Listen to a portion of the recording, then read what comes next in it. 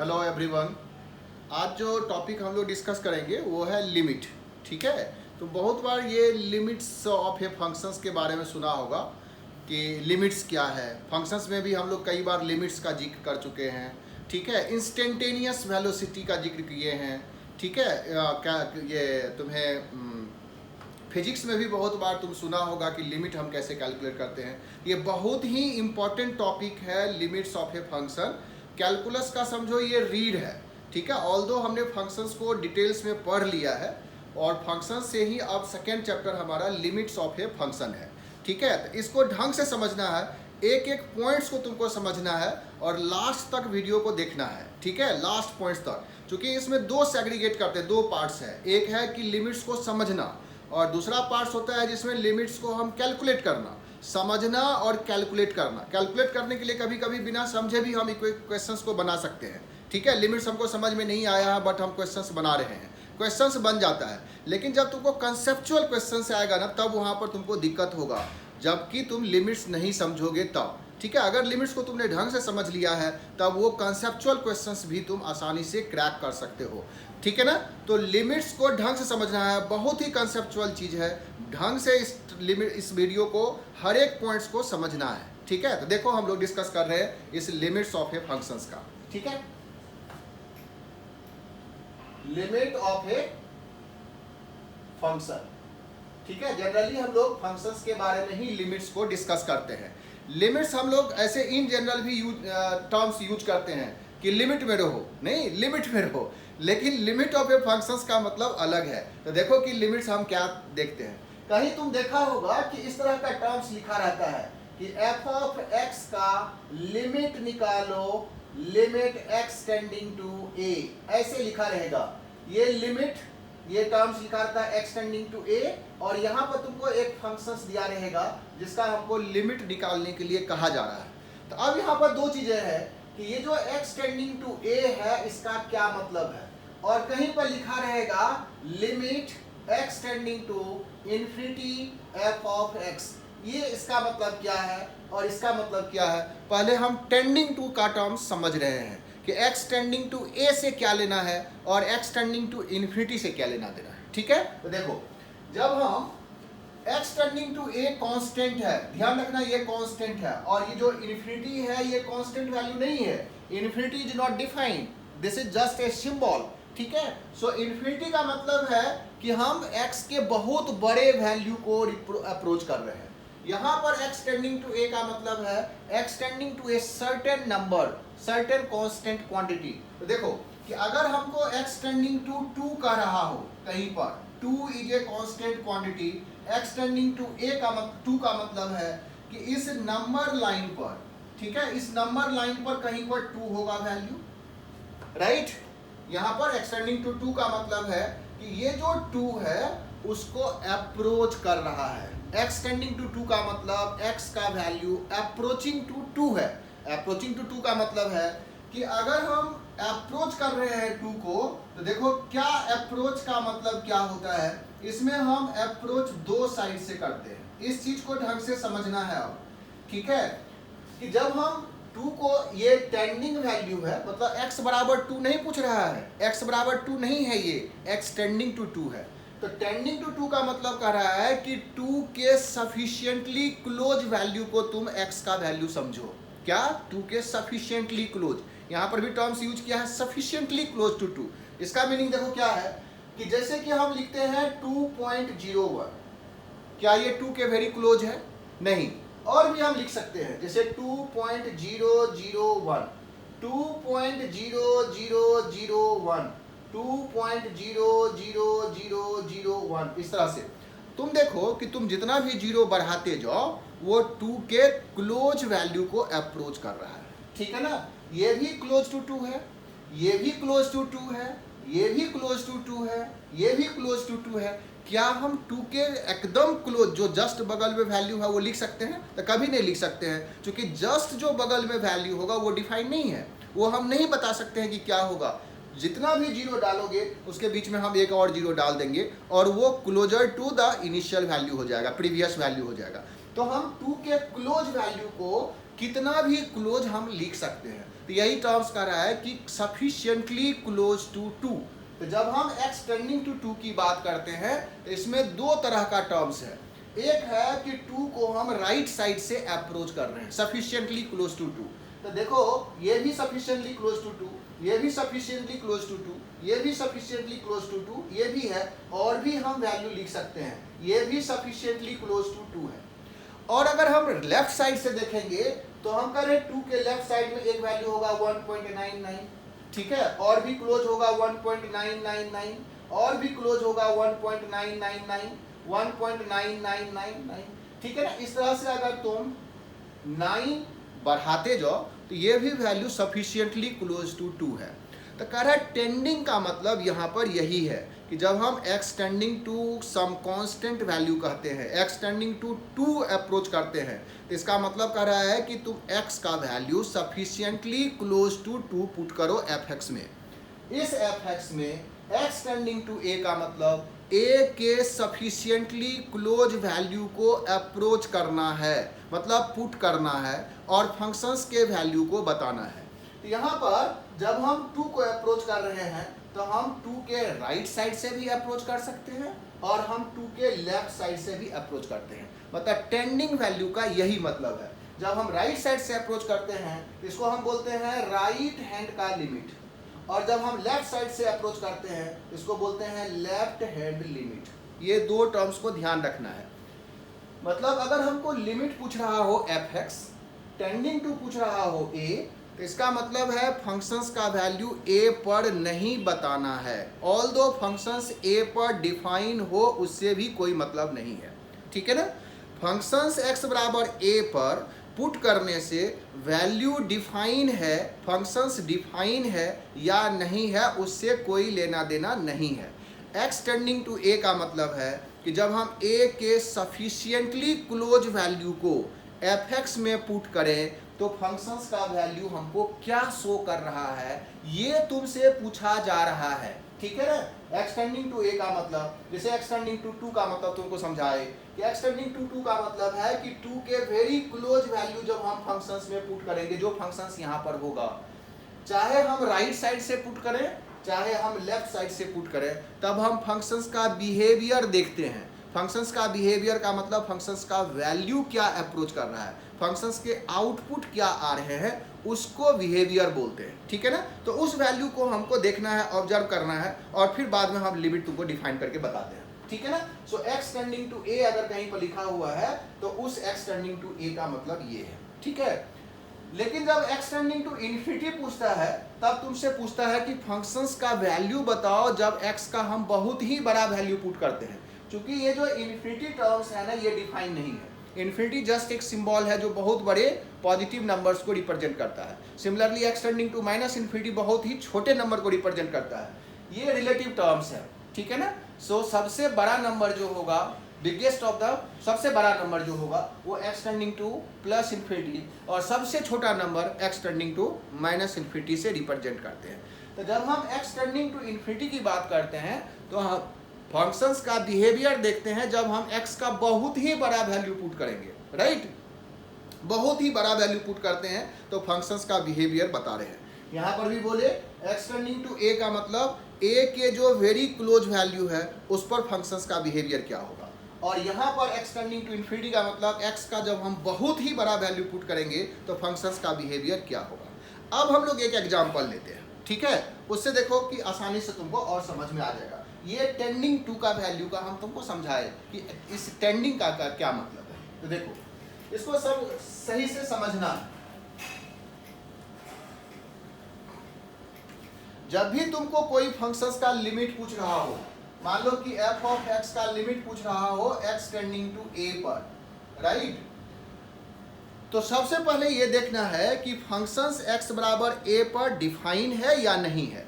अगर function define है तो कोई जरूरी नहीं है कि लिमिटिंग वैल्यू वही होगा, राइट। मतलब फंक्शंस अगर डिफाइन है तो वही लिमिटिंग वैल्यू होगा, इसका कोई मतलब नहीं है। लेकिन अगर फंक्शन डिफाइन है और उसके लेफ्ट और राइट जो नेबर है, फंक्शंस का जो क्लोज नेबर है वो भी अगर डिफाइन है तब हम फंक्शंस का लिमिट निकालते हैं। सबसे पहले हमको ये चीज़ समझना है कि लिमिट हम कब निकालते हैं। तो लिमिट निकालने के लिए फंक्शंस को x बराबर a पर डिफाइन होना जरूरी नहीं है। फंक्शन x बराबर पर डिफाइन है या नहीं है, उससे उस फंक्शंस का कोई लेना देना नहीं है। अब डिफिनीशन देखो, बहुत ही अच्छे तरीके से इस डिफिनीशन को समझना है, तभी तुम लिमिट समझ पाओगे। ठीक है, जैसा पहले भी बोले कि लिमिट को समझना और लिमिट को कैलकुलेट करना ये डिफरेंट चीज है। मान लो कि हम कोई फंक्शंस इस तरह से ले रहे हैं, सपोज करो कि ये ग्राफ हम फंक्शंस का देख लिए, ठीक है, सपोज करो कि ये ग्राफ है। अब इस ग्राफ में इस पॉइंट्स पर हम x बराबर a पर फंक्शंस को देख रहे हैं। इसमें हम एक चीज दिखा रहे हैं कि x बराबर a पर ये फंक्शन डिफाइन है, ठीक है, और दूसरा ग्राफ हम लोग यहाँ पर दिखा रहे हैं तुमको, ठीक है, यही सेम चीज है, और यहाँ पर ये ग्राफ है और ये फंक्शन इस पॉइंट्स पर डिफाइन नहीं है, ठीक है। ये दो ग्राफ को ऑब्जर्व कर रहे हैं, ये x बराबर a है, यहाँ भी x बराबर a है। एक तीसरा ग्राफ भी हम यहाँ पर तुमको दिखा रहे हैं कि सपोज करो कि कोई फंक्शंस है जो सिर्फ a पर ही डिफाइन है, x बराबर a पर ही, ये पॉइंट फंक्शंस है, ठीक है, x बराबर a है। इससे तुमको बहुत ही क्लियर तरीके से लिमिट समझ में आ जाएगा। हम तीन फंक्शंस लिए हैं, एक फंक्शंस लिए हैं जो पॉइंट फंक्शन है, मतलब सिर्फ उसी पॉइंट पर डिफाइन है। एक फंक्शंस लिए हैं जो उस पॉइंट पर भी डिफाइन है और उसका क्लोज नेबर भी डिफाइन है, और एक फंक्शंस लिए हैं जिसमें फंक्शंस उस पॉइंट पर डिफाइन नहीं है और उसका क्लोज नेबर डिफाइन है। जब तुमको x टेंडिंग टू a पूछा जा रहा हो तो तुमसे ये पता ना कह रहा है, ये पता करने के लिए कह रहा है कि जब हम x का वैल्यू a के वेरी क्लोज पुट कर रहे हैं तो फंक्शंस का बिहेवियर, फंक्शंस का वैल्यू बताना है। तो तुम इसमें स्पष्ट कर रहा है कि फंक्शन x बराबर a पर डिफाइन है या नहीं डिफाइन है, उससे कोई मतलब नहीं है। लिमिट को डिफाइन होने के लिए फंक्शंस का जो x बराबर a पॉइंट्स है उसके लेफ्ट और राइट जो क्लोज नेबर है उसको डिफाइन होना जरूरी है, तभी हम x टेंडिंग टू a पर फंक्शंस का बिहेवियर पता कर सकते हैं। जैसे यहाँ पे देखो कि ऑल्दो फंक्शन x बराबर a पर डिफाइन नहीं है, लेकिन जब हम इसके क्लोज नेबर की बात करते हैं, टेंडिंग टू का मतलब अभी बताया कि वेरी क्लोज टू a, जब हम इसके क्लोज नेबर की बात करते हैं मतलब इस a से very close value, very close, तो फंक्शंस यहाँ पर सबसे पहले देखेंगे कि डिफाइन है कि नहीं है, मतलब फंक्शंस को इसके क्लोज नेबर में डिफाइन होना पड़ेगा, तभी हम लिमिट्स के बारे में डिस्कस कर सकते हैं, राइट। तो x के जो वेरी क्लोज नेबर है वहां पर डिफाइन है फंक्शन, राइट। अब कह रहा है कि जो क्लोज नेबर है उस पर फंक्शंस का वैल्यू पता करना है। मान लो कि ये क्लोज नेबर जो है उस पर ये वैल्यू हमको मिल रहा है जब हम राइट साइड का वैल्यू पुट कर रहे हैं, मतलब a के राइट साइड का वैल्यू पुट कर रहे हैं तो ये वैल्यू हमको मिला। जब हम और भी क्लोज वैल्यू को हम पुट किए तो ये वैल्यू मिल रहा है, वेरी क्लोज वैल्यू पुट कर रहे हैं तो ये वैल्यू मिल रहा है। सिमिलरली अगर हम लेफ्ट साइड में पुट कर रहे हैं, जब हम लेफ्ट साइड में पुट किए तो ये वाला वैल्यू हमको मिला, फिर और क्लोज गए तो हमको ये वाला वैल्यू मिल रहा है। तुमको दिखेगा कि जैसे जैसे हम x को अप्रोच किए, मतलब a प्लस डेल्टा यूज किए या हम a माइनस डेल्टा यूज किए, इसका मतलब ये डेल्टा जो है ना, ये डेल्टा जो है ये वेरी क्लोज टू a है, मतलब वेरी टेंडिंग टू 0 है और पॉजिटिव नंबर है, मतलब a प्लस समथिंग। जैसे कि हमने 2.01 लिया था, 01 जो है वो डेल्टा ले रहे हैं, 0001 डेल्टा है, तो डेल्टा पॉजिटिव है और वेरी क्लोज टू a है, तो a प्लस डेल्टा और a माइनस डेल्टा, मतलब ये फंक्शंस a प्लस और a माइनस पर बिल्कुल डिफाइन होना चाहिए। तब कह रहा है कि ये जब फंक्शंस इस वेव्स में इस वैल्यू पर डिफाइन है तो तुम देखो कि जो फंक्शंस का बिहेवियर था वो क्या आ रहा है। मान लो कि ये फंक्शंस का एक फिक्स नंबर l है और ये जो जितना भी वैल्यू है x का a प्लस डेल्टा या a माइनस डेल्टा, क्या ये l प्लस एप्सिलॉन या l माइनस एप्सिलॉन के बराबर हो रहा है। अब यहाँ पर देखना बहुत ही अच्छा चीज है कि l प्लस एप्सिलॉन और l माइनस एप्सिलॉन, ये l क्या है, तो l यहाँ पर एक फिक्स क्वांटिटी है, कांस्टेंट क्वांटिटी है। तो कह रहा है क्या कि अगर x बराबर a के वेरी क्लोज नेबर्स जो है वहाँ पर अगर फंक्शन डिफाइन है और इस क्लोज नेबर में फंक्शंस का वैल्यू अगर l प्लस एप्सिलॉन या l माइनस एप्सिलॉन ही आ रहा हो, तभी फंक्शंस का लिमिट वैल्यू हम डिफाइन बोलते हैं। और लिमिट एग्जिस्टेंस बोलते हैं। फिर से देखो क्या बोल रहे हैं, कह रहा है कि अगर हम x f of x minus L का जो मॉड है वो लेस देन एप्सिलॉन, वही चीज आ गया ना, इसको ब्रेक करेंगे तो fx का जो वैल्यू होगा वो l प्लस एप्सिलॉन और l माइनस एप्सिलॉन के बीच में ही आ रहा हो। कब? For all x belongs to its domain of the function, for all x belongs to domain of the function such that x minus a का जो मॉड है वो लेस देन डेल्टा है। फिर से देखो फंक्शंस का लिमिट के लिए फिर से डिफाइन कर रहे हैं कि अगर कोई functions limit x tending to a f(x) पूछ रहा है, तुमको देखना है कि ये जो फंक्शंस है, ठीक है, इस फंक्शंस का x बराबर a के वेरी क्लोज नेबर्स डिफाइन है कि नहीं है। अगर फंक्शंस का वेरी क्लोज नेबर डिफाइन है, मतलब x माइनस a का जो मॉड है लेस देन डेल्टा है, such that fx minus L का जो वैल्यू है, मतलब fx का वैल्यू l प्लस एप्सिलॉन और l माइनस एप्सिलॉन के बीच में ही कहीं न कहीं आ रहा हो, तो हम बोलते हैं फंक्शंस का लिमिट एग्जिस्ट कर रहा होगा, राइट। और इसका लिमिटिंग वैल्यू हम बोल देते हैं l होगा। फिर से देखो यहाँ पे लिमिट हम लोग डिफाइन कर रहे हैं। अगर हमें fx limit x tending to a है, तो सबसे पहले देखना है फंक्शन x बराबर a पर डिफाइन है या नहीं है, उससे कोई लेना देना नहीं है। फंक्शंस के क्लोज नेबर को डिफाइन होना चाहिए। तो एक्सटेंडिंग टू a पर फंक्शंस डिफाइन नहीं था, बट एक्सटेंडिंग टू a के राइट और लेफ्ट में जो वैल्यू है वहां पर फंक्शन डिफाइन था, और फंक्शंस जब डिफाइन है तो उसमें जो हमको वैल्यू मिल रहा था वो fx का वैल्यू या तो l प्लस एप्सिलॉन या l माइनस एप्सिलॉन मिल रहा था। जब ऐसा वैल्यू मिलने लगे तो हम बोलते हैं फंक्शंस का लिमिट एग्जिस्ट करता है और उसका लिमिटिंग वैल्यू l है, ठीक है। अब हम लोग दूसरे फिगर में जा रहे हैं। ऑल दो फंक्शंस का वैल्यू x बराबर a पर डिफाइन है, फंक्शंस का वैल्यू x बराबर a पर डिफाइन है, और इसका जो क्लोज नेबर है ना वो भी डिफाइन है। फंक्शंस जो है वो पूरे इंटरवल्स में डिफाइन है, फंक्शंस कहीं पर अनडिफाइंड नहीं है। x बराबर a पर भी डिफाइन है और इसके क्लोज नेबर में भी डिफाइन है। जब ऐसा लग रहा हो कि उसके क्लोज नेबर में भी डिफाइन है और फंक्शन x बराबर a पर भी डिफाइन है, तो इस केस में लिमिटिंग वैल्यू x बराबर a पर जो वैल्यू है वही आएगा। क्यों ऐसा होगा? तो अगर हम फंक्शंस देखेंगे इस क्लोज नेबर में, x बराबर a पर जो वैल्यू है वो मान लो l आ रहा हो, अगर ऐसा आ रहा है x बराबर a पर फंक्शन डिफाइन था और वो l आ रहा है, और वेरी क्लोज टू a अगर हम जा रहे हैं तो फंक्शंस कहीं न कहीं इसी l के आसपास का वैल्यू दे रहा है, that is l plus epsilon, या अगर हम x का value a minus delta put कर रहे हैं या a प्लस डेल्टा पुट कर रहे हैं, ये l प्लस एप्सिलॉन या l माइनस एप्सिलॉन ही आ रहा है। तो हम बोलते हैं फंक्शंस का जो लिमिटिंग वैल्यू होगा वो l के बराबर ही होगा, राइट। ऑल दो फंक्शंस जो है x बराबर a पर डिफाइन है, x बराबर a के क्लोज नेबर में भी डिफाइन है, हम फंक्शंस का लिमिटिंग वैल्यू यही बोलेंगे जो x बराबर a पर आ रहा है, राइट। अब इस केस में देखो थर्ड केस जो हम लोग डिफाइन कर रहे हैं, थर्ड में कह रहा है कि फंक्शन x बराबर a पर डिफाइन है बट इसका क्लोज नेबर डिफाइन नहीं है। अगर ऐसा हो कि फंक्शन सिर्फ एक ही पॉइंट्स पर डिफाइन है, इसके क्लोज नेबर डिफाइन नहीं है, तो हम बोलेंगे फंक्शंस का लिमिट हम नहीं बता सकते। फंक्शंस x बराबर a पर वैल्यू दे रहा है, जो भी वैल्यू दे रहा होगा, लेकिन लिमिट में तो x बराबर a पर नहीं पूछ रहा है ना। लिमिट का मतलब तो x बराबर a नहीं है, x बराबर a के जो a के वेरी क्लोज वैल्यू है उस पर फंक्शंस को डिफाइन होना चाहिए। यहाँ पर फंक्शंस के क्लोज नेबर तो डिफाइन ही नहीं है। अगर फंक्शंस का क्लोज नेबर डिफाइन नहीं है तो हम फंक्शंस को कैसे बता सकते हैं कि इसका बिहेवियर क्या है, वेरी क्लोज टू ए। तो ऐसे केसेस में हम लिमिट नहीं बताएंगे, ठीक है।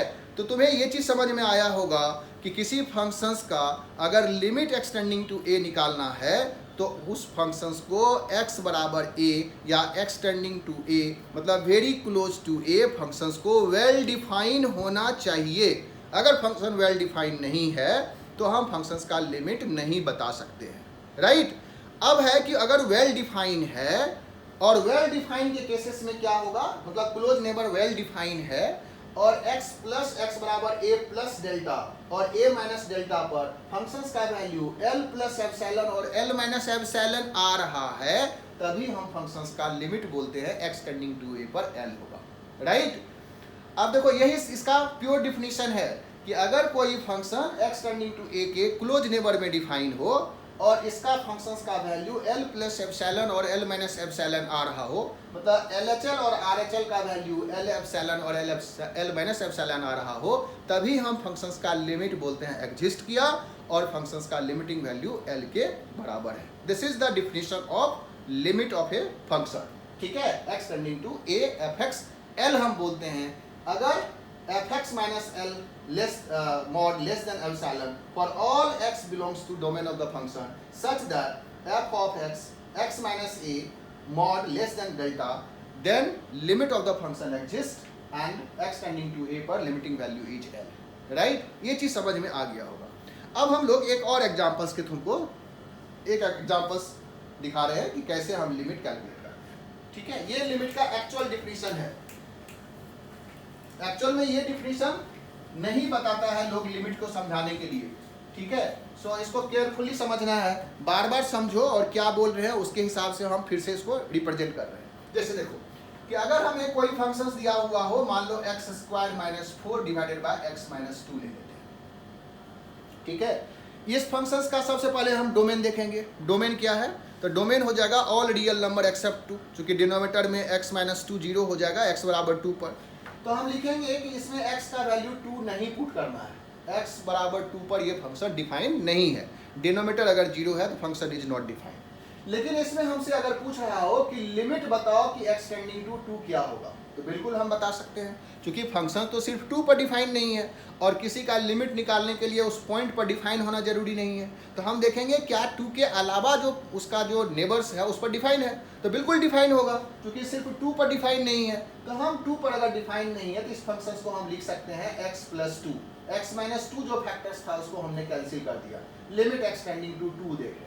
तो अब इसका जब ग्राफ बनाओगे तुम, तो ग्राफ का देखो नेचर कैसा आएगा। ये स्ट्रेट लाइन है, स्ट्रेट लाइन होगा और x बराबर 2 पर ये फंक्शन डिफाइन नहीं होगा, मतलब यहाँ पर एक गैप होगा x बराबर 2 पर ये डिफाइन नहीं है। ठीक है, अब कह रहा है कि 2 का जो क्लोज नेबर है, close neighbour very close to 2, उसको तुम देखो। वेरी क्लोज टू 2 दो तरीके से देख सकते हैं, एक हम RHL देख सकते हैं और एक LHL देख सकते हैं। अगर दोनों नेबर्स डिफाइन है तो बिल्कुल इसका दोनों नेबर्स डिफाइन है। अब तुम यहाँ पर वैल्यू पुट करो जो वेरी क्लोज टू 2 है। ठीक है, तो हम लिखो इसमें RHL पुट कर रहे हैं। RHL का मतलब है x बराबर हम 2 पुट कर रहे हैं 2.01, वेरी क्लोज टू 2 हो गया। तो इसमें जब पुट करोगे तो ये वैल्यू जो fx का वैल्यू है वो आ जाएगा 4.01। सिमिलरली x का वैल्यू पुट करो 2.001, तो fx का जो वैल्यू होगा वो 4.001। x का वैल्यू पुट करो 2.001, fx का जो वैल्यू होगा वो 4.0001। इस तरह अब तुमको दिख रहा होगा कि ये जो वैल्यू fx का वैल्यू है इस पॉइंट्स पर, तो ये 4 को क्लोज कर रहा है, मतलब 4 के ही आसपास है। ये 4 plus epsilon, 4 plus epsilon, 4 plus epsilon, मतलब ये सारा वैल्यू किसको टेंड कर रहा है? एक कांस्टेंट क्वांटिटी है 4, जो हम लोग L लिखे थे, L प्लस एप्सिलॉन। मतलब यहाँ पर जो वैल्यू है, एक वैल्यू 4 है, और जब जैसे जैसे हम 2 को अप्रोच कर रहे हैं, ये 4.01, ये 4.001, 4.001, ऐसे हमको वैल्यू मिल रहा है। अब देखते हैं कि LHL भी डिफाइन है क्या? तो बिल्कुल LHL डिफाइन है। अब हम LHL का वैल्यू अगर हम पुट करेंगे तो हम पुट करेंगे x का वैल्यू 1.9, वेरी क्लोज टू 2 है 1.9। इसमें fx का वैल्यू कितना हो जाएगा 3.9।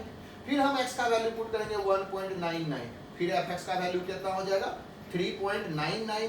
फिर x का वैल्यू पुट करो 1.999, तो fx का वैल्यू क्या आ रहा है तुमको 3.999। तुम देखो कि क्या ये 4 माइनस एप्सिलॉन के बराबर ही है क्या? 4 माइनस एप्सिलॉन मतलब 4 से छोटा सा आ रहा है, बिल्कुल थोड़ा छोटा आ रहा है, मतलब 3.9, 3.99, 3.999 ऐसे आ रहा है क्या? ये 4 को अप्रोच कर रहा है, इधर वाला भी वैल्यू 4 को अप्रोच कर रहा है, कह रहा है ये भी तो हमको 4 के ही आसपास ले जा रहा है वैल्यू को। जब ऐसा लग रहा हो कि फंक्शन दोनों नेबर पर डिफाइन है, दोनों नेबर्स हमें फंक्शंस का वैल्यू पर डिफाइन है, मतलब x बराबर 2, x टेंडिंग टू 2, मतलब 2 प्लस डेल्टा और 2 माइनस डेल्टा पर फंक्शन डिफाइन है, और उस पर फंक्शंस का वैल्यू किसी एक पर्टिकुलर वैल्यू को ही अप्रोच कर रहा है, तो हम बोलते हैं इसका लिमिटिंग वैल्यू 4 है। ठीक है ना?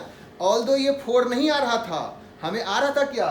ये 4 पॉइंट समथिंग आ रहा था, या तो 4.0 आ रहा था या 3.9 आ रहा था, 4.001 आ रहा था या 3.99 आ रहा था, 4 नहीं आ रहा था। 4 इसका अप्रोचिंग वैल्यू है, दैट इज लिमिटिंग वैल्यू बोलते हैं। तो हम इन जनरल बोलेंगे लिमिट एक्सटेंडिंग टू 2x + 2 या इस फंक्शन का लिमिटिंग वैल्यू 4 है। लिमिटिंग वैल्यू एग्जैक्ट वैल्यू नहीं होता है, ऑल्दो यहाँ पर x का वैल्यू 2 पुट करने से भी 4 ही आ रहा है, क्योंकि फंक्शन का लिमिटिंग वैल्यू 4 है। मतलब अगर हम इस पॉइंट्स को डिफाइन करते और कंटिन्यूअस बनाते तो फंक्शंस का 2 पर जो वैल्यू होता वो 4 ही होता। ठीक है, तो इस लिमिट का मतलब यहाँ से ये है। ठीक है, अब दूसरा चीज देखो कि ऐसा भी तो हो सकता था कि अगर हम कोई फंक्शंस इस तरह से लेते, इस सबको नोट डाउन भी करते जाना, जो चीज समझ में आ रहा है वो ठीक है, जो चीज और कंसेप्चुअल है उसको नोट डाउन जरूर कर लिया करो। ठीक है, ताकि तुमको बाद में रिवाइज करने में आसानी होगा, या बार बार तुम इस लेक्चर को भी सुन सकते हो। ठीक है, तो देखो इसमें नेक्स्ट टर्म्स हम लोग समझा रहे हैं।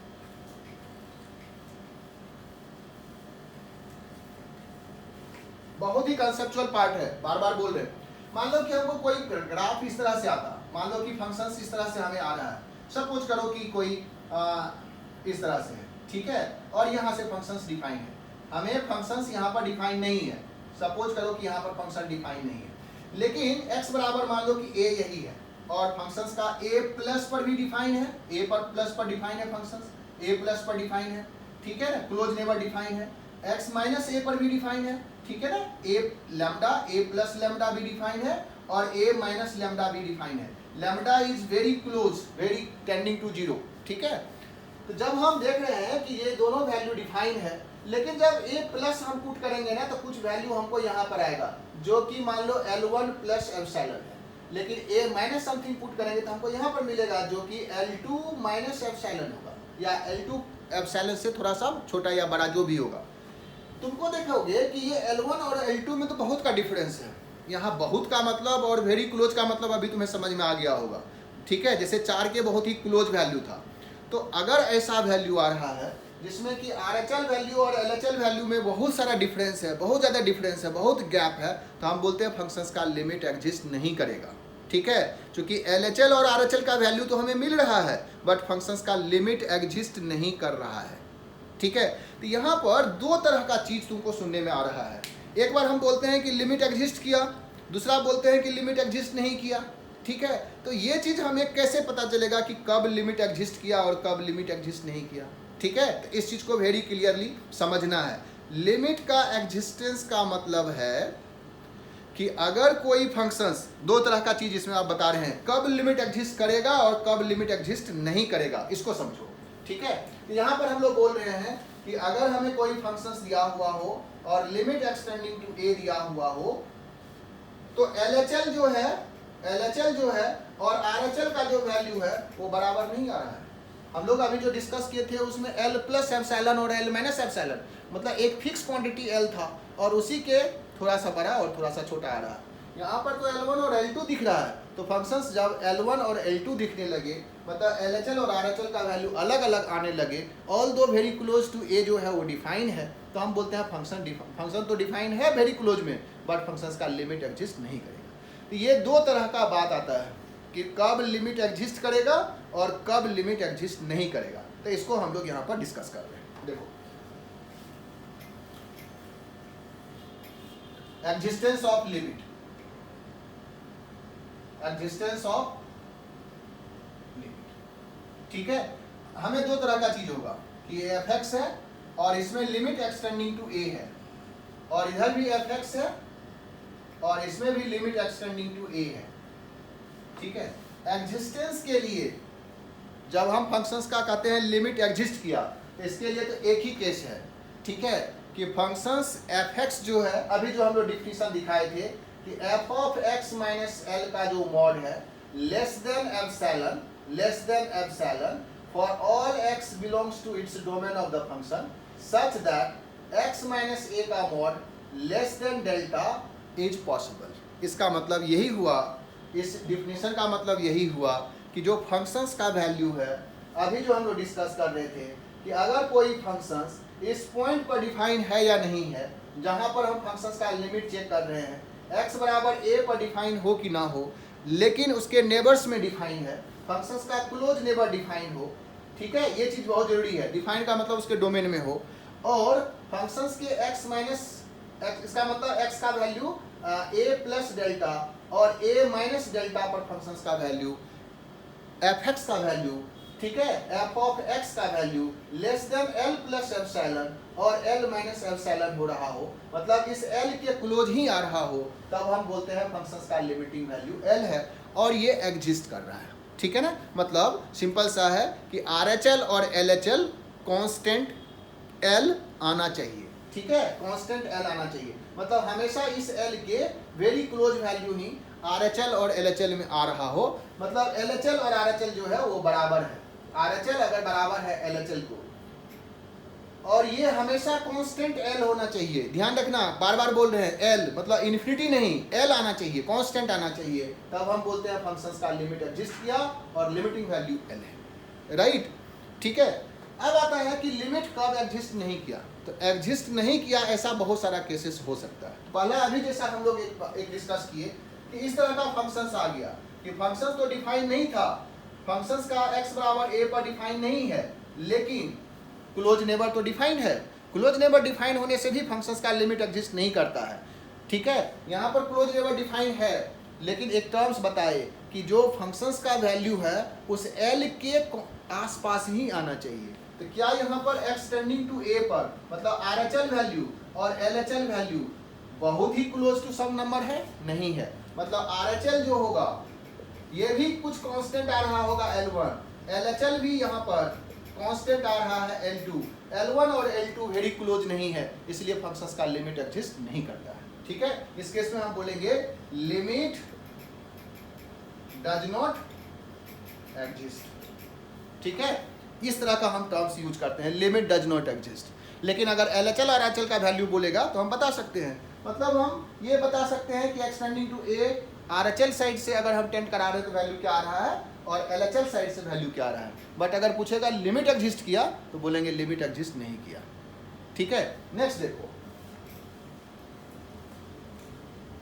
इसे और भी क्लोज हो जाएगा, क्लियर हो जाएगा कि लिमिट एग्जिस्टेंस का क्या मतलब है। मान लो कि हमको कोई फंक्शंस इस तरह से आ रहा हो, एफ ऑफ एक्स जो है वो तुम्हें आ रहा है ग्राफ, मान लो इस तरह का, ऐसे, इसका मतलब क्या हुआ कि ये वाला मान लो कि x का बराबर a वैल्यू है, फंक्शन a पर तो डिफाइन नहीं है, बट इसका मतलब है कि ये टेंडिंग टू इन्फिनिटी की तरफ जा रहा है, ये भी टेंडिंग टू इन्फिनिटी जा रहा है। जब तुम a के वेरी क्लोज देखोगे तो क्लोज नेबर्स जो है वो डिफाइन है, क्लोज नेबर जो है वो डिफाइन है, इधर से भी लेफ्ट साइड में भी क्लोज नेबर डिफाइन है। लेकिन जब हम फंक्शंस का लिमिटिंग वैल्यू देखते हैं a के वेरी क्लोज, मतलब अगर हम RHL लिमिट देखते हैं तो RHL वैल्यू में जो है x tending to a plus पर fx का जो वैल्यू है वो तो टेंड कर रहा है प्लस इन्फिनिटी को, फंक्शंस तो बहुत बड़ा वैल्यू दिखा रहा है, क्या ये कोई कांस्टेंट वैल्यू है क्या इन्फिनिटी नहीं है, हमें एग्जैक्ट वैल्यू मिल रहा है नहीं मिल रहा है, ये इन्फिनिटी मतलब बहुत बड़ा वैल्यू दे रहा है, बहुत बड़ा वैल्यू तो डिफाइन ही नहीं है। सिमिलरली अगर हम LHL देखते हैं, LHL मतलब x tending to a minus f of x, ठीक है, तो ये टेंडिंग हो रहा है ये भी प्लस इन्फिनिटी को। ऑल्दो ये देखो देखने लिखने का तरीका है, RHL का मतलब a ऊपर में प्लस, और प्लस का मतलब a से थोड़ा हम बड़ा वैल्यू पुट कर रहे हैं, ठीक है, ये ऐसे लिखते हैं, a प्लस मतलब हम a से थोड़ा बड़ा वैल्यू पुट किया, a माइनस मतलब a से थोड़ा छोटा वैल्यू पुट किया, LHL वैल्यू पुट किया। कह रहा है कि ऑल्दो फंक्शंस का वैल्यू RHL में प्लस इन्फिनिटी को टेंड कर रहा है और LHL में भी प्लस इन्फिनिटी को टेंड कर रहा है, ऐसे केसेस में अगर पूछेगा फंक्शंस का लिमिट एग्जिस्ट किया क्या, तो फंक्शंस का लिमिट एग्जिस्ट नहीं किया। लिमिट को एग्जिस्ट करने के लिए कांस्टेंट वैल्यू जरूरी है, ठीक है, तो यहाँ पर हम बता सकते हैं फंक्शंस का वैल्यू बहुत ही बड़ा आ रहा है, इन्फिनिटी आ रहा है, बट एग्जिस्टेंस की बात अगर करेगा तो बोलेंगे एग्जिस्ट नहीं किया, फंक्शंस का लिमिट एग्जिस्ट नहीं किया, ठीक है। So limit does not exist although LHL RHL tending to plus infinity है, ठीक है। तो ये जो प्लस इन्फिनिटी या माइनस इन्फिनिटी है ये खुद डिफाइन नहीं है, इसलिए इस केस में हम लिमिट एग्जिस्टेंस नहीं बोलेंगे, ठीक है।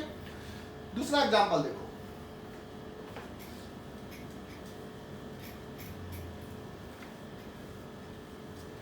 मान लो कि हम लोग एग्जांपल ले रहे हैं साइन ऑफ 1 अपॉन x का और लिमिट x टेंडिंग टू ये है 0, sign of 1/x, sign of 1/x को अगर ऑब्जर्व करोगे, ठीक है, ऑब्जर्व करो तो x बराबर ये 0 पर डिफाइन नहीं है, x बराबर 0 पर डिफाइन नहीं होगा, क्योंकि 1/0 डिफाइन नहीं है। लेकिन इस टर्म्स को, इस फंक्शंस का अगर ग्राफिकल व्यू देखो तो इसका जो वैल्यू है वो तो -1 से 1 के बीच में ही आएगा, ये तो बात तय है, -1 से 1 के बीच में आएगा। लेकिन अगर हम इस वैल्यू को रिप्रेजेंट करें 1/x को, तो तुम देखो कि x का वैल्यू पुट करो 1/π, फिर 1/2π, 1/2π, 1/3π, 1/4π, 1/4π, ये सारे वैल्यू जो है वो वेरी क्लोज टू 0 जा रहा है। तुम पुट करो 1/100π, ठीक है, 1/1000π, 1/2000, 1/1,00,000 पर, ये सारे वैल्यू बहुत ही क्लोज है। तुमको लगेगा कि ये सारे वैल्यू पर तो फंक्शन साइन ऑफ 1/x जो है वो 0 हो जाएगा, क्योंकि जब हम x का वैल्यू 1/π पुट करेंगे तो ये साइन पाई हो जाएगा, 2π पर भी ये साइन 2π हो जाएगा 0, 4π, 1/1000π 0, 1/2000π 0, ये सारे वैल्यू 0 के आसपास है ना। तो वो उस समय में फंक्शंस जो है वो क्लोज, वेरी क्लोज पर वो 0 0 0 0 आ रहा है, और बीच में -1 वही और 1 को भी अप्रोच कर रहा होगा। नहीं, यहाँ पर अगर हम देखेंगे तो 1/1,00,000π अगर हम पुट करते हैं तो फंक्शंस का वैल्यू तो 0 हो रहा है, साइन ऑफ 1/x 0 है, और उसके आसपास में -1 से 1 भी आ रहा होगा, क्योंकि ये फंक्शन कंटिन्यूस फंक्शन है, 0 को छोड़ करके 0 पर डिफाइन नहीं है। तो कह रहा है कि 0 से जस्ट बगल में, ऑल्दो फंक्शन तो डिफाइन है, वेरी क्लोज नेवर डिफाइन है, लेकिन हम फंक्शंस का एग्जैक्ट वैल्यू नहीं बता सकते हैं। ये ऑसिलेटरी नेचर है, ये -1 से 1 के बीच में कब ये 0 हुआ और कब ये -1 हो जाएगा ये तुम बता नहीं पाओगे, ठीक है, क्योंकि ये वेरी क्लोज वैल्यू कभी 0 हो रहा है और तुरंत ही ये -1 से 1 के बीच में आ रहा है। इस तरह का, इसको बोलते हैं ऑसिलेटरी नेचर। जब ये फंक्शंस का ऑसिलेटरी नेचर हो, ऑसिलेटरी का मतलब हुआ कि बहुत ही क्लोज पर चेंज हो जा रहा हो, तो हम RHL और LHL किसी कांस्टेंट क्वांटिटी को बताना बहुत ही मुश्किल है। तो जैसे इस केसेस में भी लिमिट एग्जिस्ट नहीं करेगा, ऑल दो फंक्शंस जो है वो LHL RHL में डिफाइन है, वेरी क्लोज में डिफाइन है, बट नेचर जो फंक्शंस का है वो किसी फंक्शंस के एग्जैक्ट वैल्यू के क्लोज नहीं आ रहा है। Limit does not exist, limit exist नहीं करेगा ड्यू टू ऑसिलेटरी नेचर, ठीक है ना। फंक्शंस का जो नेचर है वो ऑसिलेटरी है, इसीलिए फंक्शंस का लिमिट एग्जिस्ट नहीं करेगा। क्लियर हो गया क्या? ठीक है, एक और एग्जांपल लेते हैं। देखो, इसे बहुत ही अच्छे से समझ में आ जाएगा लिमिट का क्या मतलब है, लिमिट कब एग्जिस्ट करता है। निकालना का जो तरीका है वो अलग है, अभी हम तुमको बता रहे हैं कैसे एग्जिस्ट करता है, ठीक है। कब हम लिमिट बोलते हैं, लिमिट का एक्चुअल मीनिंग क्या है, ठीक है। उसी तरह से राइट साइड में भी ये इसका नेचर ऐसा ही आएगा, इसको बोलते हैं ऑसिलेटरी नेचर। ऑसिलेटरी का मतलब है कि तुरंत फंक्शंस का वैल्यू बदल रहा है, -1 से 1 के बीच में फ्रीक्वेंसी जो है वो बहुत ही छोटा है, जिसको हम मेजर नहीं कर सकते हैं, ठीक है। तो ऑसिलेटरी नेचर में फंक्शंस का लिमिट एग्जिस्ट नहीं करेगा, ठीक है। नेक्स्ट देखो, एक और एग्जांपल लो। मान लो कि हम एक फंक्शंस लिख रहे हैं, f ऑफ x है, जिसमें बोलते हैं कि x है व्हेन x इज रैशनल, और -x लेते हैं when x is irrational, not rational, ठीक है। तुम कोई भी पॉइंट्स ले लो, मान लो कि हम x टेंडिंग टू, इसमें लिमिट पूछ रहे हैं x टेंडिंग टू a पर, a इज 0 को छोड़ करके, ठीक है, 0 नहीं है, कोई कांस्टेंट वैल्यू हम ले लेते हैं 2 3, मान लो कि ये 2 है, ठीक है, अब 2 है। अब तुमको देखो कि जैसे हम RHL वैल्यू, फंक्शंस तो सब जगह डिफाइन है, सारे रैशनल और इरेशनल पर फंक्शन डिफाइन है, या तो x देगा या -x देगा। तुम 2 के जस्ट बाद वाला वैल्यू कंसीडर करो, क्या तुम बता सकते हो कि 2 + h में जो वैल्यू है वो रैशनल होगा कि इरेशनल होगा? नहीं बता सकते हो। जस्ट बगल में वैल्यू हम कैसे बता सकते हैं कि इरेशनल है इरेशनल है? तो जब हम ये नहीं बता सकते हैं कि RHL वैल्यू जो है, मतलब 2 + समथिंग जो वैल्यू है वो रैशनल होगा कि इरेशनल होगा, तो हम क्या बता सकते हैं फंक्शंस का वैल्यू 2 आएगा कि -2 आएगा? नहीं बता सकते। तो जब हम किसी कांस्टेंट वैल्यू को बता ही नहीं सकते हैं तो क्या हम लिमिट के बारे में बता सकते हैं? नहीं बता सकते, मतलब लिमिट एग्जिस्ट नहीं करेगा, ठीक है ना। इस केस में भी लिमिट एग्जिस्ट नहीं करेगा, लिमिट डज नॉट एग्जिस्ट। ये सारा केसेस है, ठीक है। इसमें तुमको क्लियर बता दिख रहा होगा, ऑल दो फंक्शन डिफाइन है सारे जगह पर, फंक्शन डिफाइन एवरीवेयर, लेकिन लिमिट किसी भी पॉइंट्स पर डिफाइन नहीं है। क्यों? क्योंकि हम बता नहीं सकते हैं उसके, क्योंकि लिमिट्स के लिए तो हमको नेबरहुड पॉइंट्स चाहिए, अगर नेबरहुड पॉइंट्स नहीं है तो हम लिमिट्स नहीं बता सकते, ठीक है।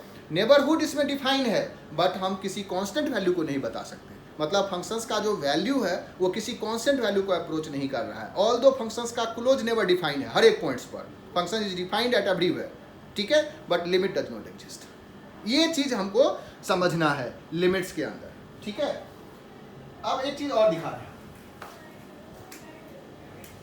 मान लो कि हम कभी कभी ऐसा लिखते हैं कि सपोज करो कि x by greatest integer of x है, इसमें हम लिमिट पूछ रहे हैं x टेंडिंग टू 0 का। अब तुम देखोगे कि लिमिट का जो इस फंक्शंस का जो डोमेन है उसमें तो ये 0 नहीं होगा डिनोमिनेटर, और डिनोमिनेटर 0 से 1 के बीच में नहीं होगा, क्योंकि 0 से 1 के बीच में ये 0 हो जाएगा। तो क्या हम 0 प्लस के बारे में बात कर सकते हैं? 0 प्लस इसके डोमेन में नहीं है, नहीं, 0 प्लस इसके डोमेन में नहीं है। जब फंक्शंस का डोमेन ही डिफाइन नहीं हो, मतलब एक साइड का फंक्शंस का वैल्यू डिफाइन ही नहीं है वेरी क्लोज में, तब हम वैसे केसेस में वन साइडेड लिमिट की बात करते हैं। जिस साइड में उसका वेरी क्लोज नेबर डिफाइन हो उसी साइड की बात करेंगे। मतलब अगर कोई ग्राफ इस तरह से आ रहा हो, सपोज करो कि इस तरह से ग्राफ हो, और ये पॉइंट्स पर हम लिमिट की बात करना चाहते हैं x बराबर a पर, a is the end point, तो कह रहा है कि अगर हमको a के राइट में फंक्शन ही डिफाइन नहीं हो तो लिमिट की क्या बात करेंगे? लिमिट को तो डिफाइन होने के लिए उसका क्लोज नेबर डिफाइन होना चाहिए। तो ऐसे केसेस में हम सिर्फ वन साइडेड लिमिट देखते हैं, ठीक है, चाहे वो LHL डिफाइन हो चाहे वो RHL डिफाइन हो, जो डिफाइन है वही निकालेंगे। तो इस केस में LHL डिफाइन होगा। अगर LHL ही डिफाइन है, x tending to a minus define है, और इसका वैल्यू कोई कांस्टेंट आ रहा हो, मतलब फंक्शंस का वैल्यू कोई कांस्टेंट वैल्यू l आ रहा हो, तब भी बोलते हैं फंक्शंस का लिमिट एग्जिस्ट किया, वन साइडेड लिमिट एग्जिस्ट किया, ठीक है।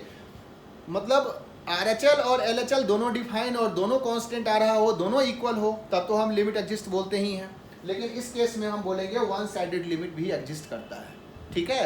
अगर पूछेगा लिमिट क्या है तो हम एक ही साइड का लिमिट बताएंगे x टेंडिंग टू a पर, जैसा कि हम यहाँ पर देख रहे थे कि अगर हमको x by greatest integer of x है, क्या हम RHL की बात कर सकते हैं? नहीं कर सकते, क्योंकि 0 प्लस पर तो फंक्शन ही डिफाइन नहीं होगा। तो हम क्या करेंगे? सिर्फ 0 माइनस पर डिफाइन करेंगे।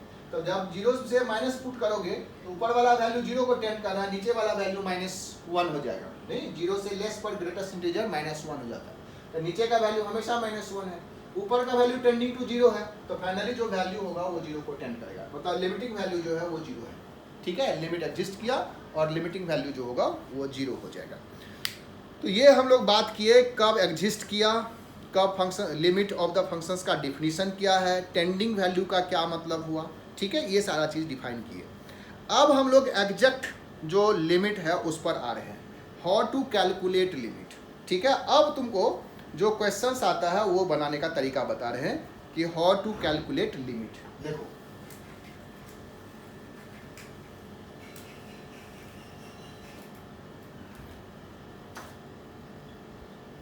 How to calculate limit.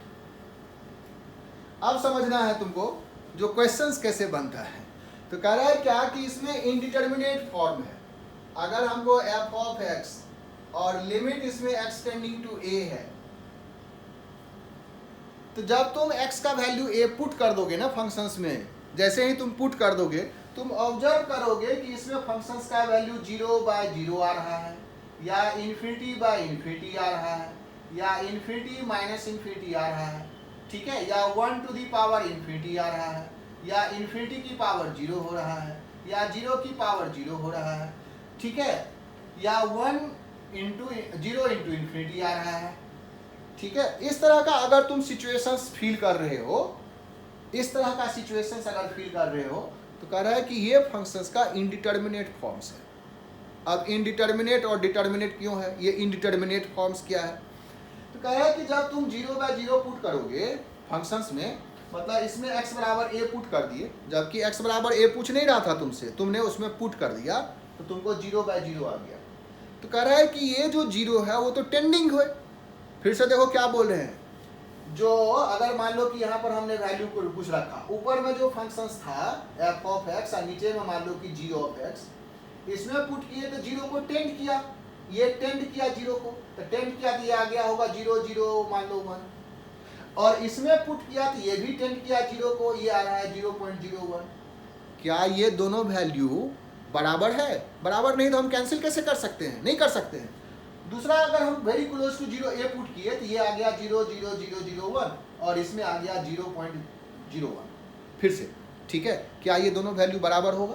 पहले जो हमको वैल्यू आया था और दूसरा जो वैल्यू आया, क्या ये कट करके बराबर होगा? फंक्शंस का जो एग्जैक्ट वैल्यू है उसके क्लोज है? नहीं है, क्योंकि इसमें जो 0 का क्लोज है वो अलग है और इसमें जो 0 का क्लोज है वो अलग है। तो ये तो टेंडिंग वैल्यू होगा ना, तो जब टेंडिंग वैल्यू होगा तो इसको हम कैंसिल करके 1 नहीं बता सकते हैं। इसी को बोलते हैं इनडिटर्मिनेट फॉर्म, ठीक है ना। मतलब हम एग्जैक्ट फंक्शंस का वैल्यू बता ही नहीं पा रहे हैं कि ये जो टेंडिंग है वो अलग है, नीचे में जो टेंडिंग है वो अलग है, क्योंकि टेंडिंग वैल्यू तो अभी हम लोग डिस्कस किए थे।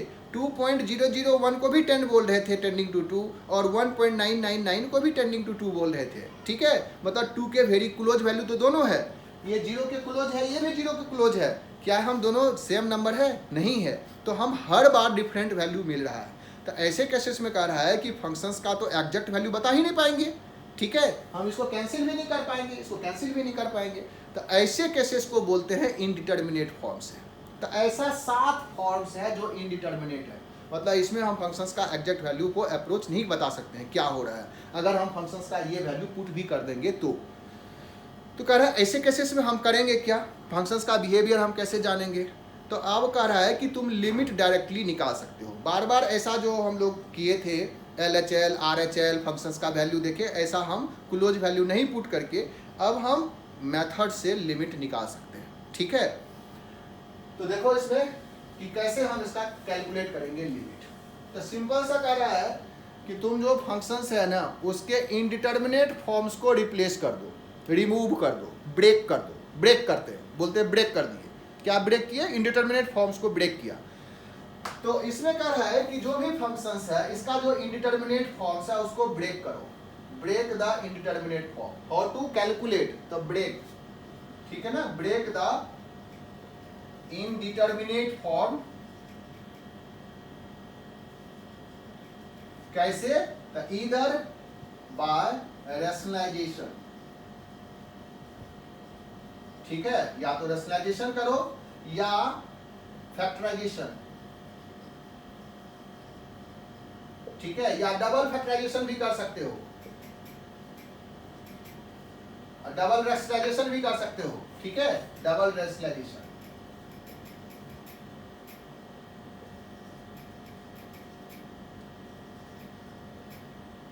ठीक है, डबल रैशनलाइजेशन, फैक्टराइजेशन या यूज एक्सपेंशन। एक्सपेंशन भी यूज करते हैं और इससे हम क्या करते हैं, इंडिटर्मिनेट फॉर्म्स को ब्रेक करते हैं। और भी तरीका है, एक एक करके हम लोग डिस्कस करेंगे, ठीक है। इसमें हम इंडिटर्मिनेट फॉर्म्स को ब्रेक करेंगे और ब्रेक करने के बाद हम क्या करते हैं, उसमें x बराबर a पुट करके देखते हैं। जैसे ही ये ब्रेक हो जाएगा हमको डिटर्मिनेट वैल्यू आ जाएगा, कहते हैं वही इसका लिमिटिंग वैल्यू है, ठीक है। क्वेश्चंस बनाना आसान है, समझना थोड़ा सा मुश्किल है, ठीक है। लिमिट को समझना है और फिर क्वेश्चंस बनाना है ताकि कंसेप्चुअल जो क्वेश्चंस होगा वो बने, ठीक है। तो देखो कैसे ये सब मेथड्स हम कहाँ पर अप्लाई करते हैं, ठीक है। तो देखो, मान लो कि हमको इस तरह का केसेस हो, मान लो x की पावर n माइनस a की power n divided by x minus a type का केस है। इसमें लिमिट का रहा हो x टेंडिंग टू a निकालना है। तो जब तुम a पुट कर दोगे तो ये 0/0 हो जाएगा, लेकिन वही टेंडिंग टू 0 वैल्यू बराबर नहीं है न्यूमरेटर और डिनोमिनेटर का। तो कह रहे हैं इस केस में हम क्या करेंगे, तो हम इसमें फैक्टराइजेशन कर सकते हैं। हमें पता है कि न्यूमरेटर का जो फैक्टर है वो x माइनस a है और सेकंड फैक्टर जो होगा वो x की power n minus 1 plus x की power n minus 2 into a plus x की power n minus 3 into a square and so on a की power n minus 1 whole divided by x minus a। ये ऊपर का factor है, ठीक है। तुम्हें कह रहा है कि जो फैक्टर्स कॉमन है ना उसको कैंसिल कर दो, न्यूमरेटर और डिनोमिनेटर का। ये मेथड है, कैंसिल कर दिए। कह रहा है कि इस स्टेप के बाद जब कैंसिल हो गया एक फैक्टर्स, तो उसके बाद देखो क्या अभी भी इनडिटर्मिनेट फॉर्म्स में है या ब्रेक हो चुका है। मतलब x बराबर a पुट करके अब देखेंगे कैंसिल होने के बाद जो टर्म्स बचा क्या इसमें इनडिटर्मिनेट फॉर्म्स आ रहा है। अगर इनडिटर्मिनेट फॉर्म्स नहीं आ रहा है तो x का वैल्यू वो पुट कर दो, वही उसका लिमिटिंग वैल्यू होगा, ठीक है। तो अब तो x बराबर a पुट करेंगे तो इनडिटर्मिनेट फॉर्म में नहीं है, तो नहीं है तो a पुट कर दिए। ए की पावर n माइनस 1, ए की power n minus 1 up to a की पावर n, तो ये n टाइम्स ए की पावर n, मतलब यही इसका लिमिटिंग वैल्यू है। तो हम इसको डायरेक्टली फार्मूला की तरह भी यूज कर सकते हैं कि अगर लिमिट एक्सटेंडिंग टू ए दिया हुआ हो x की पावर n माइनस ए की power n divided by x minus a, तो हम क्या किए, फैक्टराइजेशन मेथड से जो न्यूमरेटर और डिनोमिनेटर में कॉमन फैक्टर्स था उसको कैंसिल किए और x बराबर a इसमें पुट करके देखे, जिस स्टेप में हमको इंडिटरमिनेट फॉर्म ब्रेक हो जाएगा उसी स्टेप का जो वैल्यू होगा वही लिमिटिंग वैल्यू होगा। हम LHL RHL हमेशा नहीं निकालते हैं, LHL RHL तब निकालेंगे जब हमको कहीं पर डाउट होगा, राइट। तो अभी हम लोग इसी मेथड्स को देख रहे हैं और इसी मेथड से हम कुछ आंसर्स निकालें। दूसरा हम लोग देखते हैं,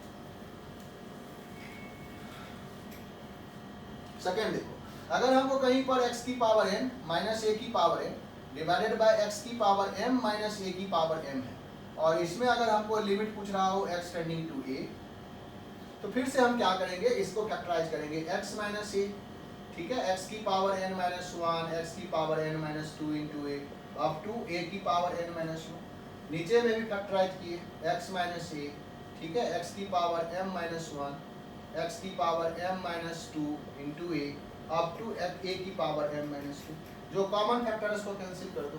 अब देखो x बराबर a पुट करके, तो ऊपर में हो गया n टाइम्स a की पावर n माइनस 1, नीचे में हो गया n m टाइम्स, ठीक है, m टाइम्स a की पावर m माइनस 1, तो ये आ जाएगा n बाय m a की पावर n माइनस 1। अब इसको हम, ये इंडिटरमिनेट फॉर्म में नहीं है, ठीक है, जो जैसे ही हमने पुट किया value after cancellation of common factor हमें एक कांस्टेंट वैल्यू मिल रहा है और यही लिमिटिंग वैल्यू होगा।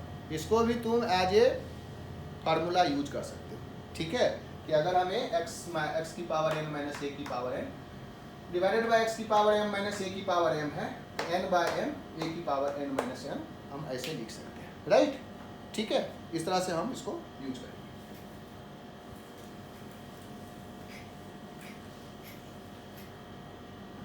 उसी तरह से हमें अगर sine of x by x आ रहा है, ठीक है, लिमिट x टेंडिंग टू 0, 0 पर डिफाइन नहीं होगा क्योंकि डिनोमिनेटर में 0 है, ठीक है, डिनोमिनेटर में 0 डिफाइन नहीं है, साइन x बाय x। ऐसे केसेस में अगर हम देखेंगे तो इसमें दो तरीका है, या तो हम सैंडविच मेथड से निकालते हैं जो आगे हम डिस्कस करेंगे, या हम लोग इसको एक्सपेंशन से भी लिख सकते हैं। साइन x का एक एक्सपेंशन होता है, तुमको sine cos tan cot, sec cosec का जनरली यूज नहीं होता है, कॉट का भी यूज नहीं होता, साइन कॉस टेन, ये 3 एक्सपेंशन यूज होगा। तो इस एक्सपेंशन को यूज करके तुम इसमें से कैलकुलेट करो, तो हम लोग यहाँ लिख देते हैं, ठीक है। साइन x का जो एक्सपेंशन है ना, यह आता है x minus x cube by 3 factorial plus x की power 5 by 5 factorial and so on up to infinity तक, ये एक्सपेंशन है। इसको याद रखोगे तो आसान होगा बहुत सारे क्वेश्चंस में, ठीक है। तो साइन x का एक्सपेंशन ये है। उसी तरह से cos x का भी एक्सपेंशन है, ये 1 plus x square by 2 factorial x की power 4 by 4 factorial and so on. tan x का भी एक्सपेंशन होता है x plus x cube by 3 plus x की पावर 2 इंटू एक्स की power 5 by 15 and so on. Up to 3 terms तक याद रखो, उससे ज़्यादा याद करने की जरूरत नहीं है, उसी में क्वेश्चंस निकल जाता है। तो ये 3 एक्सपेंशन, तो यहाँ पर हम क्या करेंगे, इसका एक्सपेंशन यूज कर रहे हैं, किसके लिए, तो इनडिटरमिनेट फॉर्म्स को ब्रेक करने के लिए। जैसे ही साइन x का एक्सपेंशन यूज करोगे, देखो ऊपर से, तो x minus x cube by 3 factorial plus x की power 5 by 5 factorial and so on. नीचे में x है, लिमिट x टेंडिंग टू 0 था, अब क्या किया, ऊपर से x निकाल करके नीचे से कैंसिल किए, तो अब बचा क्या होगा, 1 minus x square by 3 factorial x की power 4 by 5 factorial and so on. अब x बराबर 0 पुट करके देखो, तो इधर का सारा टर्म 0 हो गया, तो आ गया कितना, 1।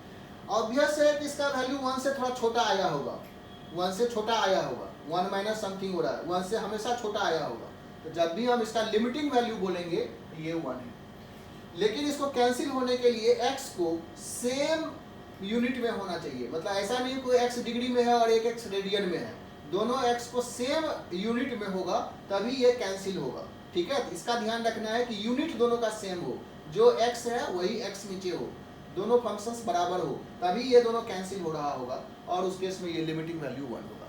और इसका जो लिमिटिंग वैल्यू है, जो एक्चुअल वैल्यू था वो 1 से छोटा था, मतलब लिमिटिंग वैल्यू हम 1 बोल रहे हैं, ठीक है। तो sine x by x limit x tending to 0 पर 1 हम डायरेक्टली भी यूज कर सकते हैं, ठीक है। इसको तुम ऐसे भी लिख सकते हो कि अगर कोई भी फंक्शंस, मान लो कि साइन ऑफ कोई फंक्शन है F of x divided by F of x, वही चीज है जो यहाँ पर फंक्शंस है, यहाँ पर भी वही है, और लिमिट हमको कोई भी हो एक्स टेंडिंग टू ए, ये भी 1 हो जाएगा if limit x tending to a पर एफ एक्स टेंडिंग टू 0। तुम देख लेना एक्स बराबर ए पुट करने से क्या ये 0 हो रहा है और ये भी 0 हो रहा है, तो सेम हम एक्सपेंशन यूज किए, एफ एक्स कैंसिल हुआ, लिमिटिंग वैल्यू 1 ही होगा।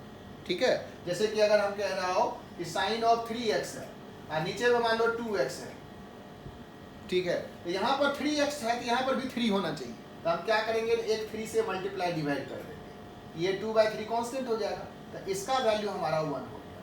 ठीक है, लिमिटिंग वैल्यू 1 हो गया, फाइनल आंसर क्या हो जाएगा 1/2/3 दैट इज 3/2। ठीक है ना, इस तरह से हम मैनिपुलेशन बाद में करते हैं। ठीक है, तो ये हमारा बेसिक फॉर्म्स है, उसको हम लोग अभी लिख रहे हैं, फिर तुमको बताएंगे लिमिट्स का ऑपरेशन कैसे करते हैं। ठीक है, तो ये sine x by x x tending to 0 पर 1 लिख सकते हैं।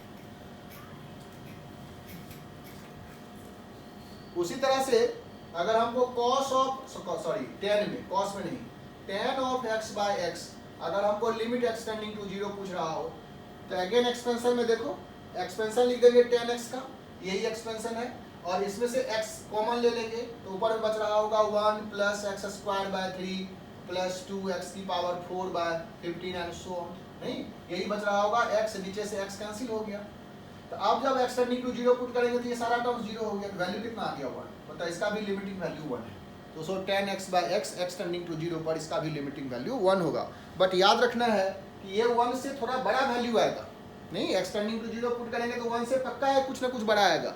ठीक है, सो tan x बाय x का वैल्यू लिमिटिंग वैल्यू 1 है, बट एक्चुअल वैल्यू ये 1 से थोड़ा सा ज़्यादा आ रहा है। ठीक है ना, तो इस तरह से हम tan x बाय x का x टेंडिंग टू 0 पर 1 डायरेक्टली भी एज ए फार्मूला यूज कर सकते हैं।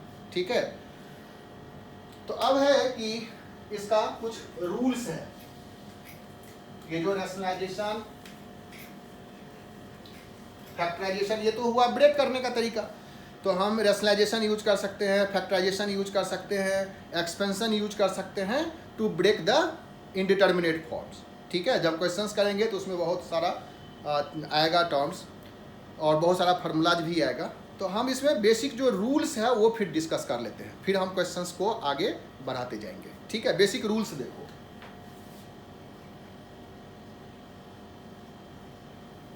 कह रहा है कि अगर तुमको दो फंक्शंस एडिशन में हो plus minus g of x हो, और इसमें होल में लिमिट लगा हुआ हो एक्स टेंडिंग टू ए, इसमें दो केसेस होता है। ठीक है, कंफ्यूज नहीं करना है।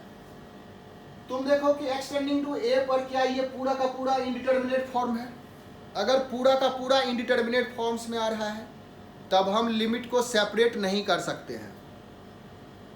फिर से देखो, ये चीज बहुत ही कंसेप्चुअल है और बार बार मिस्टेक होता है। अगर हम इसको इस तरह से लिखते हैं कि limit x tending to a f of x plus या minus limit x tending to a g of x, ऐसा हम तभी लिख सकते हैं जब एफ एक्स का लिमिट अलग, मतलब ये इंडिटरमिनेट फॉर्म और ये इंडिटरमिनेट फॉर्म्स अलग हो। जैसे ही इंडिटरमिनेट फॉर्म्स अलग अलग होगा हम लिमिट को अलग अलग सेपरेट करके लिख सकते हैं, अदरवाइज नहीं करेंगे। ठीक है, अगर कंबाइंड रूप से ये इंडिटरमिनेट फॉर्म्स में है तो हम कंबाइंड रूप्स में ही उसका इंडिटरमिनेट फॉर्म को डिटरमिनेट में कन्वर्ट करेंगे, हम सेपरेट नहीं करेंगे। ठीक है, तो इसका लिमिटिंग वैल्यू आया होगा L1, इसका लिमिटिंग वैल्यू L2, तो प्लस माइनस के साथ हम ऐड और सब्ट्रैक्ट कर सकते हैं। ये एडिशन या सब्ट्रैक्शन का बेसिक रूल्स है लिमिट का, कब हम लिमिट को सेपरेट करते हैं अगर फंक्शंस में एडिशन सब्ट्रैक्शन के फॉर्म्स में है तो।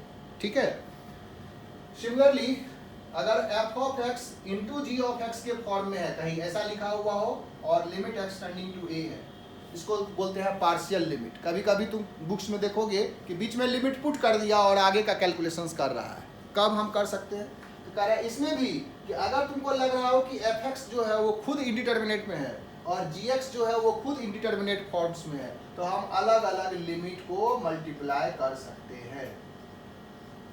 fx का लिमिट ऐसा हम कर सकते हैं, मतलब इसका लिमिट अगर L1 है और इसका लिमिट L2 है तो हम अलग अलग लिख सकते हैं। इसको बोलते हैं पार्शियल लिमिट, मतलब पार्शियल लिमिट हम तभी यूज कर सकते हैं जब फंक्शन अलग अलग इंडिटरमिनेट फॉर्म्स में हो। अगर अलग अलग नहीं है, कंबाइन करके इंडिटरमिनेट फॉर्म्स में है, तो कंबाइंड रूप से ही उसका लिमिटिंग वैल्यू निकालना है। ठीक है ना, फैक्टराइजेशन कंबाइंड रूप में करना है, सेपरेट तुम नहीं कर सकते हो। पार्शियल लिमिट नहीं पुट करना है। ठीक है, पार्शियल लिमिट हम कब पुट करते हैं, जब तुमको लगे कि एक फंक्शन जो है वो इंडिटरमिनेट फॉर्म्स में है और दूसरा अलग से इंडिटरमिनेट फॉर्म्स में है। मतलब इसका इंडिटरमिनेट फॉर्म्स का लिमिटिंग वैल्यू L1 है, इसके इंडिटरमिनेट फॉर्म्स का लिमिटिंग वैल्यू L2 है, तो हम उसके इसमें L1 और L2 को मल्टीप्लाई करके लिख सकते हैं। ठीक है, इसमें बहुत कंफ्यूजन होता है बच्चों को, इसको ध्यान से देखना है क्या बोल रहे हैं, एक एक चीज को समझो। ठीक है, पार्शियल लिमिट हम कब पुट करते हैं। ठीक है, सिमिलरली अगर हमको fx बाय gx के फॉर्म में दिया हुआ हो और लिमिट इस तरह से लिखा हुआ हो x टेंडिंग टू a, इसको भी हम limit x tending to a fx divided by limit x tending to a g of x, ये लिख सकते हैं। मतलब L1 बाय L2, बशर्ते कि L2 जीरो ना हो। ठीक है ना, इसका लिमिटिंग वैल्यू जीरो नहीं हो। हम सेपरेट कर सकते हैं। अगर fx इंडिटरमिनेट gx इंडिटरमिनेट में है, fx का लिमिट अलग से आ रहा है L1, gx का अलग से आ रहा है L2, बट L2 जीरो ना हो, तो हम L1 बाय L2 भी लिख सकते हैं। ये बेसिक रूल्स है, addition, subtraction, multiplication and division rules. ठीक है, तो कब हम पार्शियल लिमिट यूज करेंगे, कब हम एडिशन कर देते हैं, कब हम सब्ट्रैक्शन कर देते हैं, कब हम डिवीजन करते हैं, इसको बेसिकली बढ़िया से समझना है। ठीक है, तो ये 4 रूल्स को ढंग से देख लो, क्योंकि हमें ये बार बार जरूरत में पड़ेगा। तो हमको अभी समझ में आया कि लिमिट्स का बेसिक डिफिनीशन क्या है, लिमिट्स हम कब निकालते हैं, लिमिट्स हम कैसे निकालते हैं, कैसे हम रैशनलाइजेशन करेंगे, कब हम फैक्टराइजेशन करेंगे, कब हम एक्सपेंशन यूज करेंगे। ये 3 चीज़ को समझना है कि ब्रेक करने के लिए rationalization, factorization, expansion, binomial expansion, ये 4-5 चीज़ें हम करते हैं और उसी से इंडिटरमिनेट फॉर्म्स को डिटरमिनेट फॉर्म में कन्वर्ट करते हैं। हर ठीक है, 2-3 चीज़ें और है, एक सैंडविच थ्योरम है और एक एल हॉस्पिटल रूल है। ठीक है, लापिटल रूल, उसको हम बाद में डिस्कस करेंगे।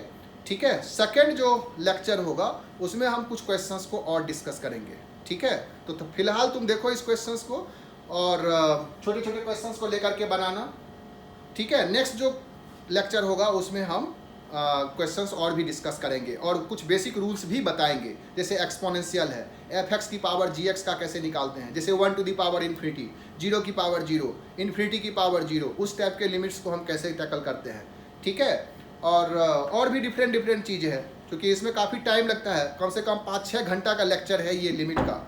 ठीक है, तो अभी हम मोटा मोटी तुमको समझाए हैं। नेक्स्ट लेक्चर तुम देखना मेरा लिमिट्स का, उसमें हम और भी डिटेल्स में इस चीज़ों को समझाएंगे। ठीक है, सो उस चैनल्स को सब्सक्राइब करो सबसे पहले और उसमें कमेंट्स में लिखना तुमको कैसा लगा ये लेक्चर।